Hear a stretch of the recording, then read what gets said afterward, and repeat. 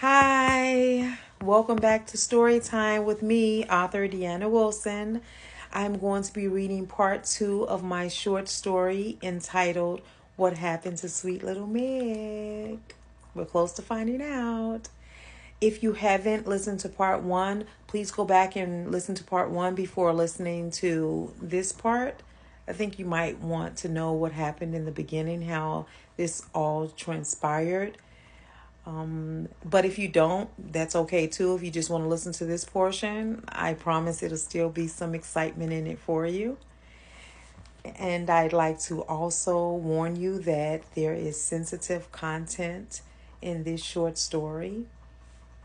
Finally, a shout out to Reedsy.com that gave me the prompt which inspired the writing of this short story. I'm going to just jump right into where we left off.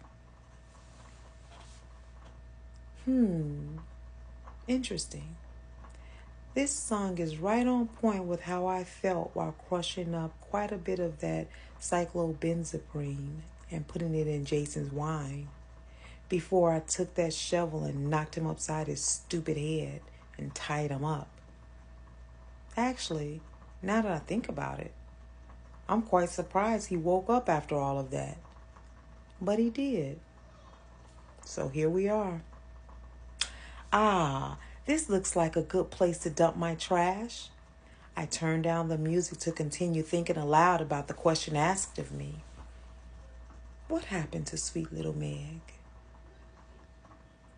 I get out of the car, still pondering, get the shovel, still pondering, walk to the trunk, open it, and the moment I see Jason, who has now soiled his pants in the trunk of my beautiful cherry red Cadillac, the only thing he was willing to let me have without a fight, I instantly become enraged, and it all comes flooding back to me.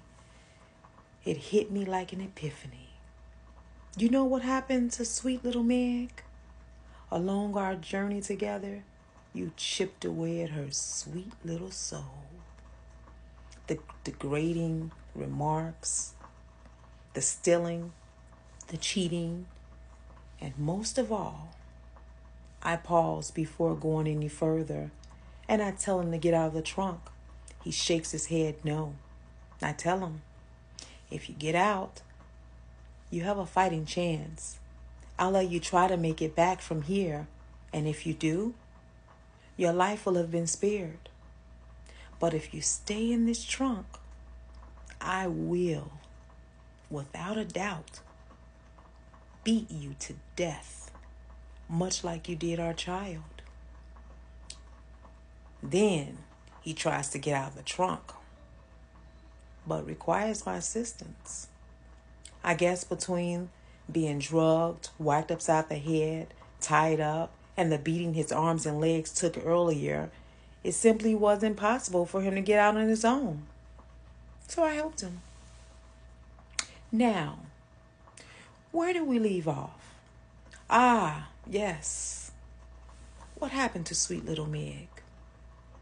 Jason, I think the last straw was when I found out you purchased her a home with our money. No, correction. My money. Impregnated her. Allowed her to keep her child, but beat mine out of me. And then refused my ask for the divorce until I agreed to give you half of what was rightfully mine.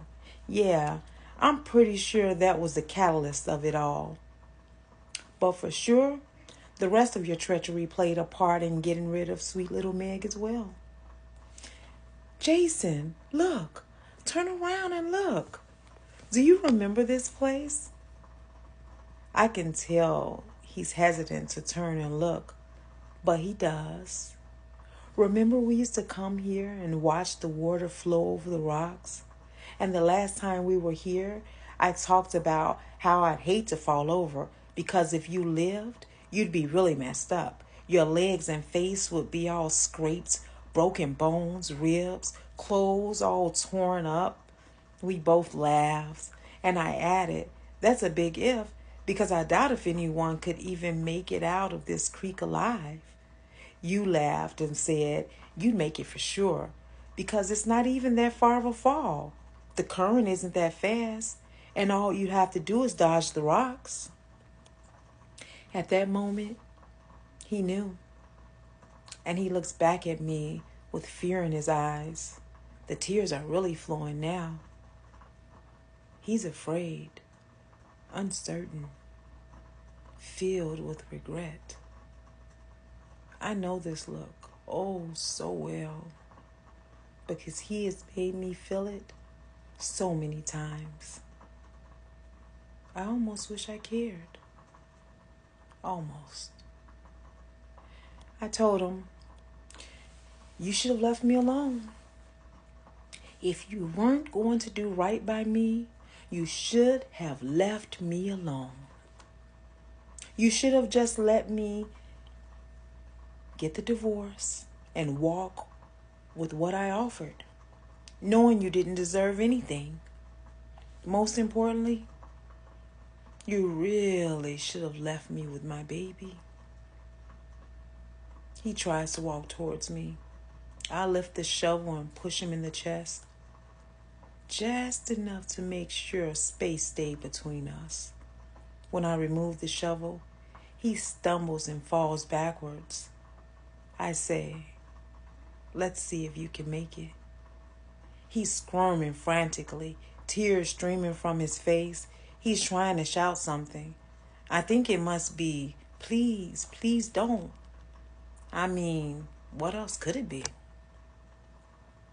I say to him, Jason, I'd remove the rag from your mouth to hear what you're saying, but your words mean nothing to me. At least I figured out the answer to your question. What happened to sweet little Meg? I lift the shovel and say, thanks to you, she has been transformed. I don't look down to see if he dodged the rocks.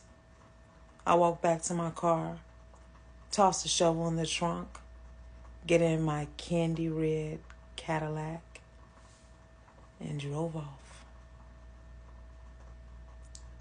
I hope you enjoyed my short story, What Happened to Sweet Little Meg.